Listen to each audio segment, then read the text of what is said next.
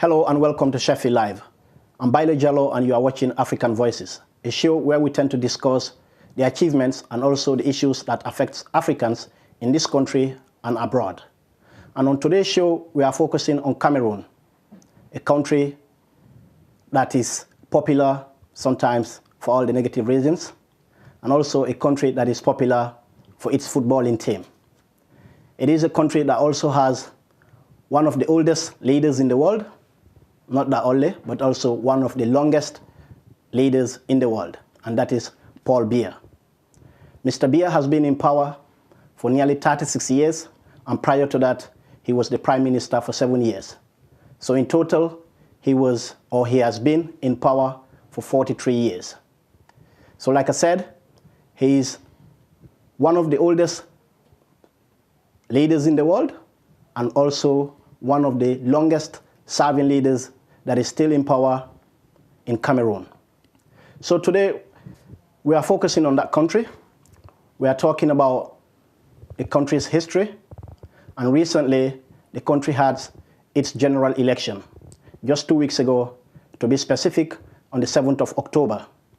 And prior to that, Mr. Biya thought he's still the man, even though he's 86, but he believes he's still the man to lead the country forward.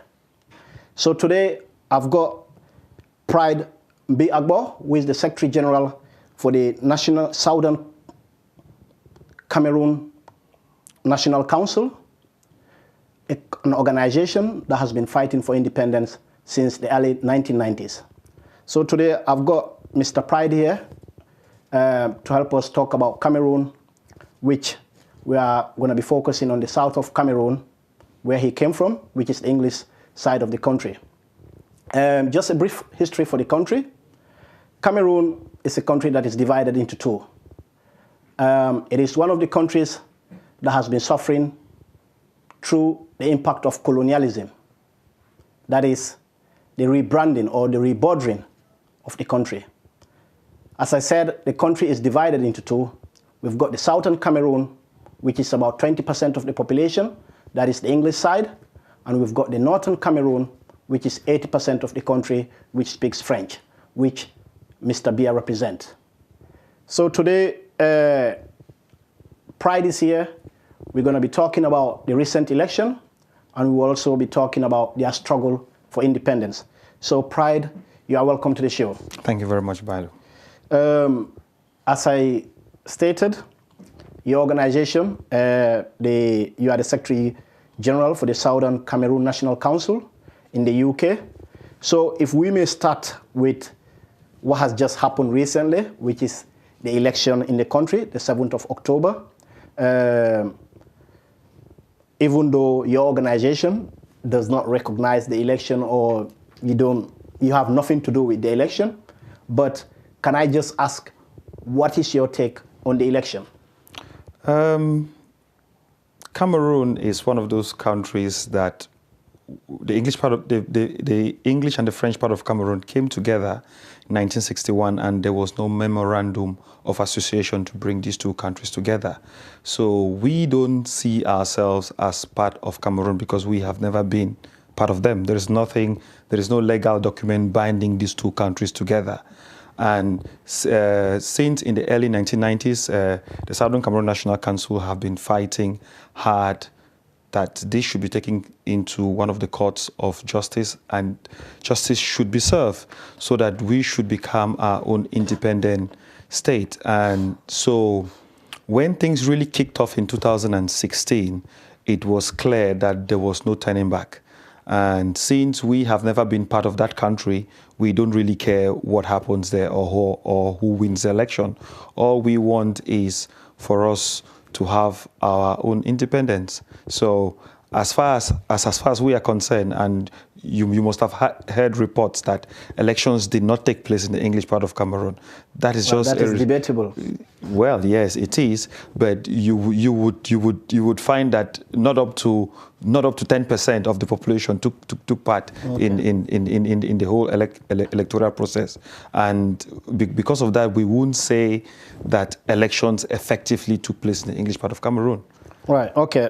We'll come to that in a minute, but I will still take you back to the election again.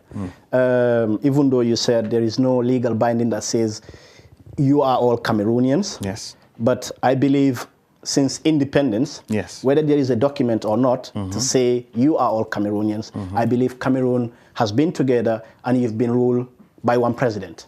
Yes, we have. But so what's your take on the election? I think the elections that were supposed to take place in the English part of Cameroon is actually illegal. Okay. Because we are not... No, I want you to talk about Cameroon in general first. We'll come back to the south of Cameroon. Yes. I want us to talk about Cameroon in general. Okay. The elections took place, and I think there have been a lot of rigging, and that's why we don't have a result up to now. And there have been reports that it was actually Maurice Kamto, who is the strongest opposition leader, who has won this election. But there have been leaked documents or leaked dossiers online to show that Mr. Biya has won, and I'm pretty sure that that is what we would hear at some point this week. So yeah. So okay, for those who might not know Cameroon, like I mentioned, Mr. Biya has been in power for 43 years in total, being a prime minister, then becoming a president. So how will you describe Cameroon in general? Apart from your struggle for independence, will you say Cameroon is peaceful and what's needed in the country is definitely there? Cameroon, it's peaceful. Peaceful, I would say it is actually relative, because they say peace is the absence of war. But I don't think that that is the situation in Cameroon. People have hardships, and there is a means which this country can always be a great nation. But because of the kind of government that runs Cameroon, they have this cabal of people who run the country, and they benefit more than the common man, and that makes people very, very angry. It is not just the English part of Cameroon that is suffering. I'll tell you that there are other parts of Cameroon that are suffering. And if tomorrow Mr. Biya is to die as a president, Cameroon will be all over the place. It is not just going to be the English against the French. It's going to be the English against the people of the center, against the Muslims in the north. And because Mr. Biya has managed to divide all of these people somehow, and made his own part of the country so wealthy and powerful. And a lot of people look up to him, and they know if Mr. Biya is not there, then they can't get away with all of these bad things that they're doing. So the best thing for them is to keep him in power, and then let the country goes into pieces or war. Right, like you said, just like in many other African countries, which we all know is like more like the same. But having said what you've just said, do you think Mr. Biya is still influential because of the people that he's got next to him? Or in another way around, the question is, why does he still want to stay in power after being in power for nearly 43 years?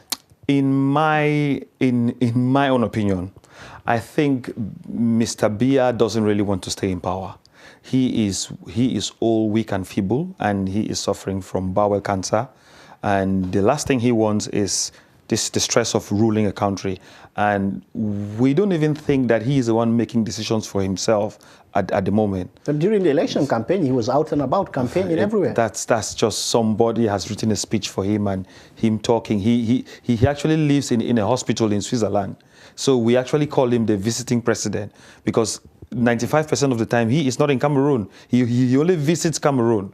And so, all of that is just because of his own personal health reasons. There have been rumors about 5 times in the last year that he was dead, but he's still alive. So I think he is there just to cover up for the people around him, not for himself, because for himself he's dead already, and there is nothing that anyone can do with a weak old man like that. You wouldn't send him to jail.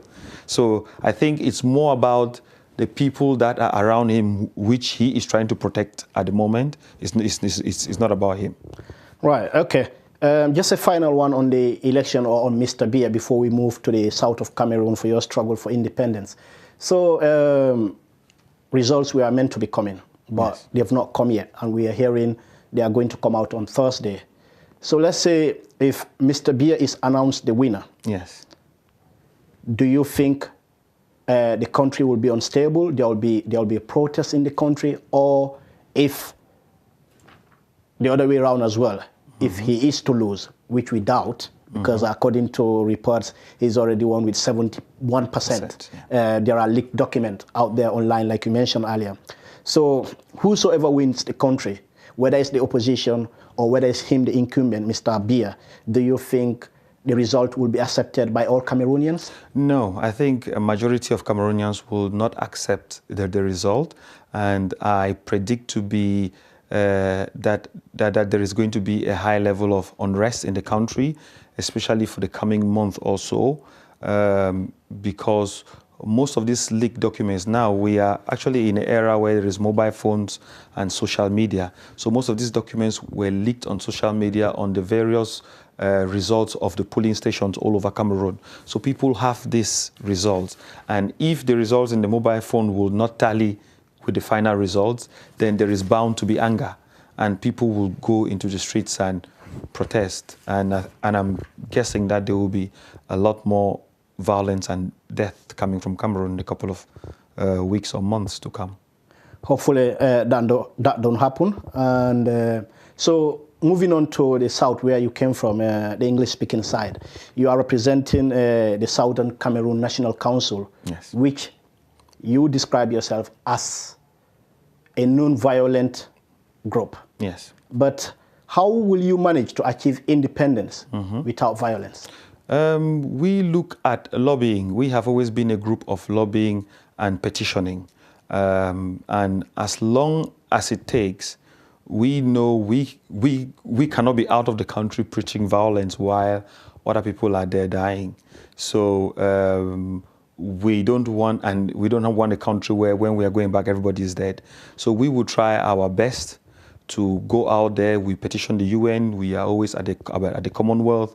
We always go to number 10. But you've been petitioning since 1990s. Yeah. You know, when me and you probably were young by then. True. You know, so what's happening? Because at the end of the day, Yes. do you think talking alone can solve your problem? We will just have to try, because once as you go a step into violence, then you won't have allies anymore, and we need allies in this struggle. Once as violence gets involved, everybody takes a step away from you. So that is why we are caught up in this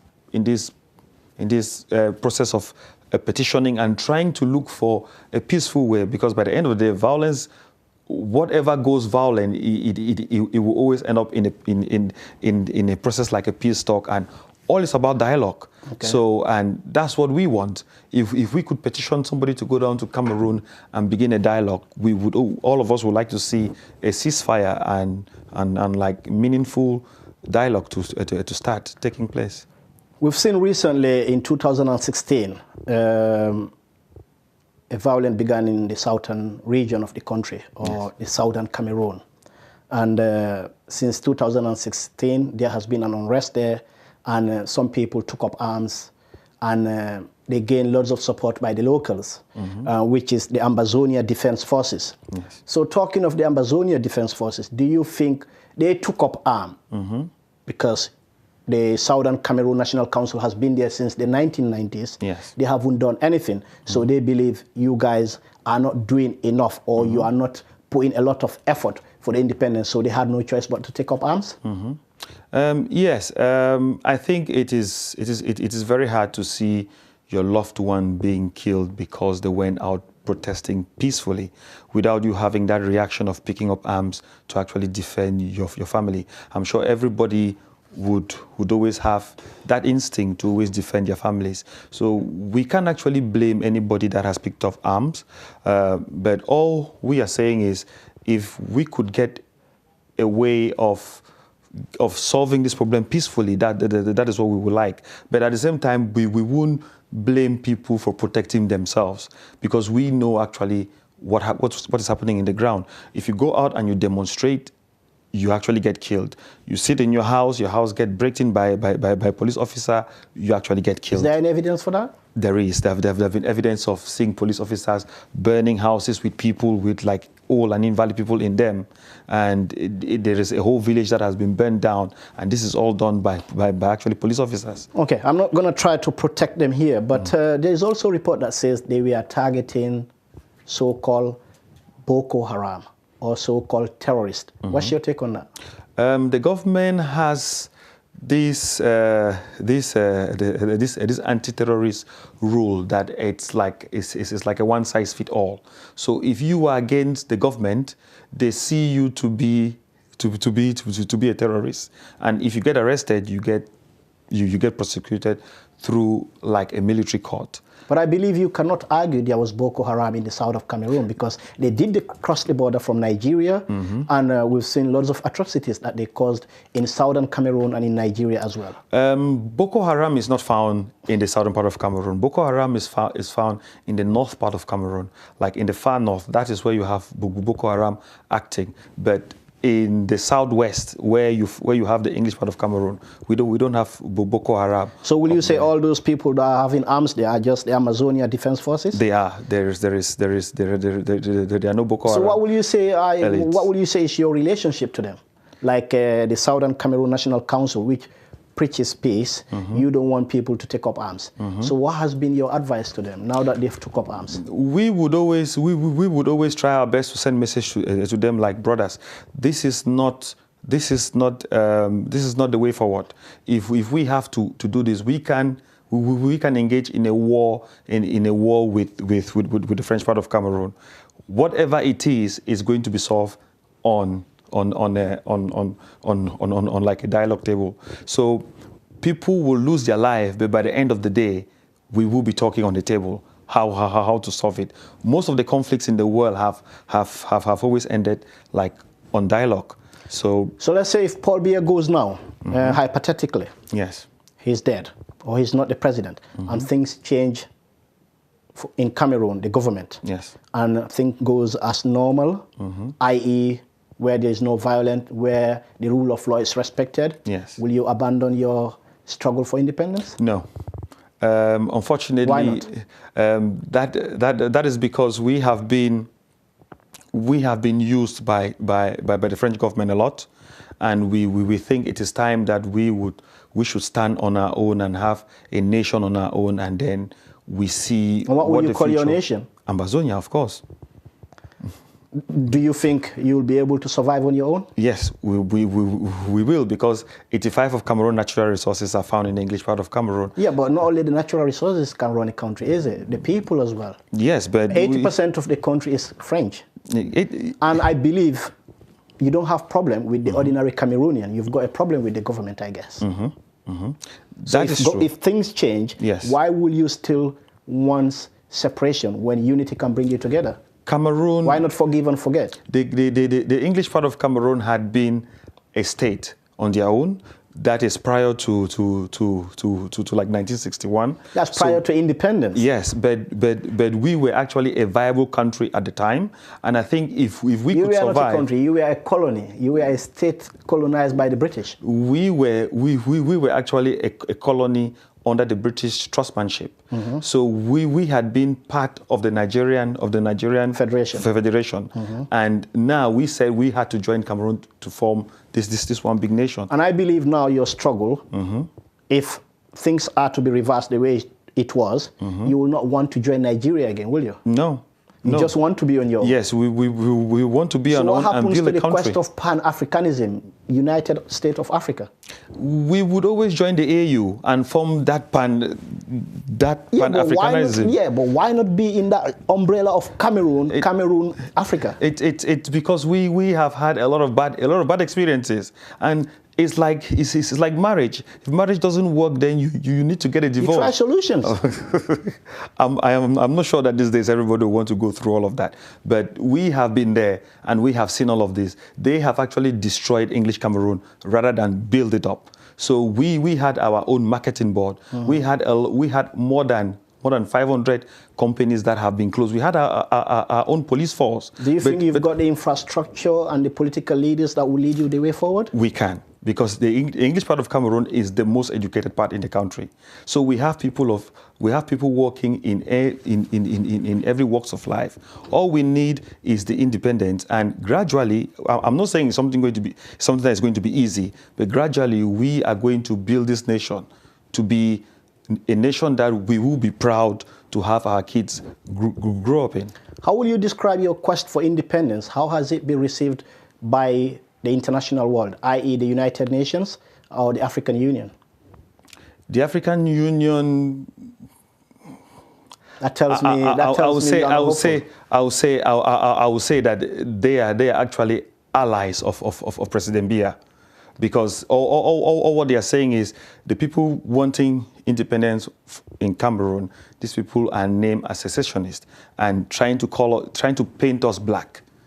And we are saying we have never been part of that country. So you can't say we're trying to get out of this nation that we've never been part of anyway.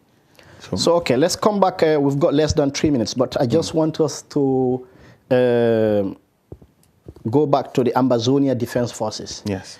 What is your take on some of the accusations that they too are causing loads of damages in the south of Cameroon, and they too are killing soldiers or sometimes civilians? I think we have to understand that in every in every conflict, there will be people that will take advantage of that particular scenario to get what they want. And it is not every civilian that is holding the gun belongs to like the Ambazonian governing forces. They are thieves that have picked up arms to get what they want. And yes, there have been reports that the Ambazonian governing forces have killed civilians. And the reports we have had, they claim that these particular individuals that were killed were leaking information to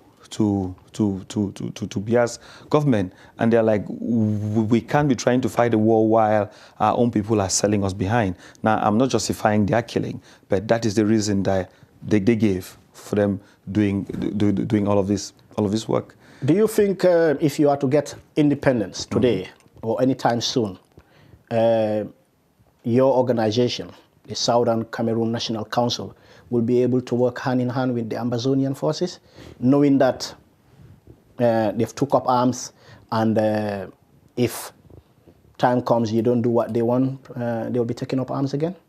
Well, we will just have to look for a means to work together, because at that stage we are all one nation, and we would need to build a stronger and a better country, and we would have to move on somehow.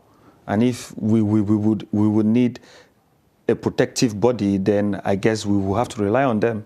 And if they need people to run the country, to have people to run like the administrative part of the country, then they will also need us. So it's going to be a partnership which we would have to build.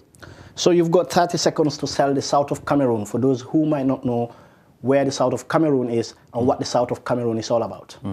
The southern part of Cameroon speaks both English and French, and the minority part of Cameroon is called the English part of Cameroon, and it's found in between.